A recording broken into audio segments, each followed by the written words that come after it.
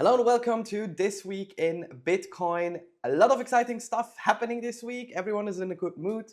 So let's get stuck in right away. News number one are the happy all-time high day again, because at least at the time of recording this, Bitcoin surpassed 118,000 US dollars for the first time in history, marking it as the new all-time high. We are in the silly season now where it seems like we are celebrating a new all-time high every day. And there are a couple of reasons for this. Growing demand from the whale side of things. Wallets with over 100 Bitcoin or more are continuously buying, accumulating, and emptying exchanges and OTC desks, something we as a Bitcoin platform also support, because at the end of the day, we want more Bitcoin in your hand, as well as more institutional interest by especially ETF investors.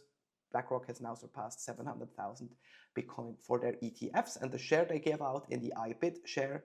So a lot of interest, a lot of push forward. Good day to celebrate for everyone. Second news are that the difference between Bitcoin and not crypto couldn't be more evident. Since 2022, Bitcoin has really managed to grasp a lot of the market dominance back, especially if you leave out stuff like stablecoins. You see that it's growing continuously.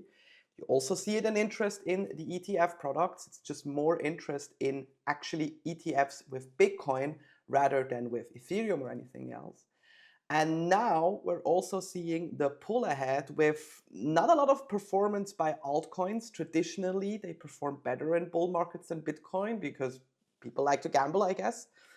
But now we clearly see that Bitcoin is the one pulling ahead, making it actually a very simple choice for investors to focus on Bitcoin only, understand these metrics, and obviously, if you do that, then also be rewarded in the future.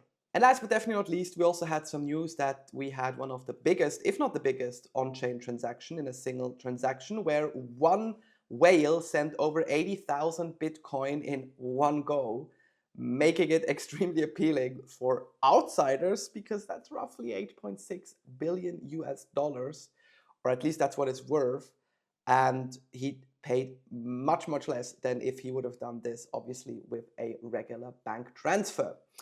Just another proof that with Bitcoin, you can actually do these kind of things. The network allows it and you don't pay a lot for it, if you especially send over $8 billion across the globe.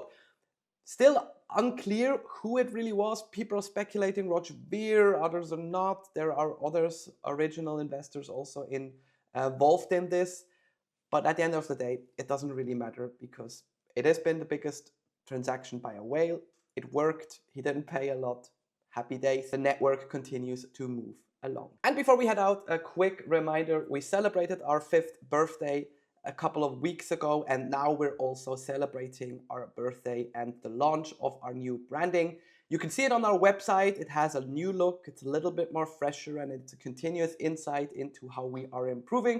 If you're interested to check it out, please make sure to follow the link below and go nuts on our website. And with that, we're at the end of This Week in Bitcoin. You know the drill. If you got questions, feedback, or just want to say hello, leave me a comment below, and I look forward to seeing you next week again.